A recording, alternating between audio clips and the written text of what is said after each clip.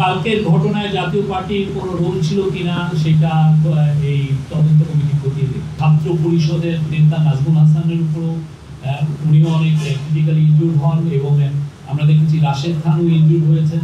যারা গতকাল আহত হয়েছেন প্রত্যেকের বেস্ট পসিবল চিকিৎসার অ্যাসুরেন্স দিয়েছেন। প্রধান উপদেষ্টার নেতৃত্বে একটি ইম্পর্টেন্ট মিটিং হয়েছে যমুনাতে। মিটিংয়ে বেশ কয়েকজন উপদেষ্টা ছিলেন, ন্যাশনাল সিকিউরিটি অ্যাডভাইজার ছিলেন এবং পুলিশের special assistant on home affairs খুদা বক্স চৌধুরী ছিলেন। তো মিটিংয়ে বেশ কিছু সিদ্ধান্ত হয়। তার মধ্যে প্রথম সিদ্ধান্ত হচ্ছে কালকের যে ঘটনা ঘটলো, আপনারা জানেন গণ অধিকার পরিষদের প্রেসিডেন্ট নুরুল হক নুরের উপরে ন্যাক্কারজনক একটা অ্যাটাক হয়।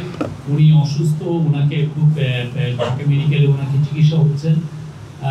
তারপরে ওনাদের যে বৈষম্য বিরোধী আন্দোলনের এই গণ অধিকার পরিষদের ছাত্র পরিষদের নেতা নাজমুল হাসানের উপরও উনিও অনেক ক্রিটিক্যালি ইনজুর্ড হন এবং আমরা দেখেছি রাশেদ খানও ইনজুর্ড হয়েছেন। বেশ কিছু ওনারা বলছেন যে 50 জনের মতো ইনজুর্ড হয়েছেন।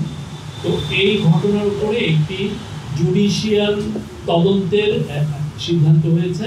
এই তদন্ত ইম্পার্শিয়াল জুডিশিয়াল তদন্তটা করবেন হচ্ছে একজন হাইকোর্টের জাস্টিসের নেতৃত্বে এই তদন্ত হবে।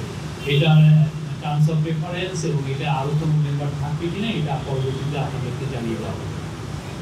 মিটিংয়ের আর একটা ডিসিশন ছিল যে আগামীকাল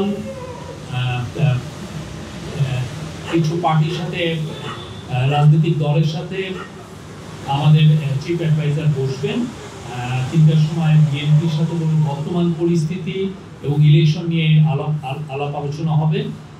আগামীকাল 3টার সময় বিএনপির সাথে মিটিং আছে, 4:30টায় জামাত এবং সন্ধ্যা 6টায় এনসিপি। ওদের স্বপ্ন পূরণে পাশে থাকতে পেরে আমরা গর্বিত। চিফ অ্যাডভাইজার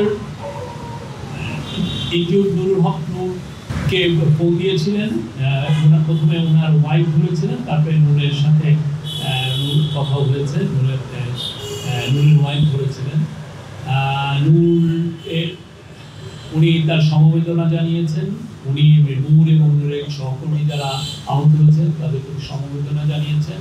উনি যারা গতকাল আহত হয়েছেন প্রত্যেকের বেস্ট পসিবল চিকিৎসার অ্যাসুরেন্স দিয়েছেন। বলেছেন যে এটার জন্য নূরের জন্য অলরেডি আপনারা দেখেছেন যে মেডিকেল বোর্ড গঠন করা হয়েছে এবং অন্যান্য যারা ইনজুর্ড হয়েছেন সবাইকে যেন বাংলাদেশের সর্বোচ্চ সবচেয়ে ভালো চিকিৎসা পান সেটা এনশিওর করার উনি বলেছেন।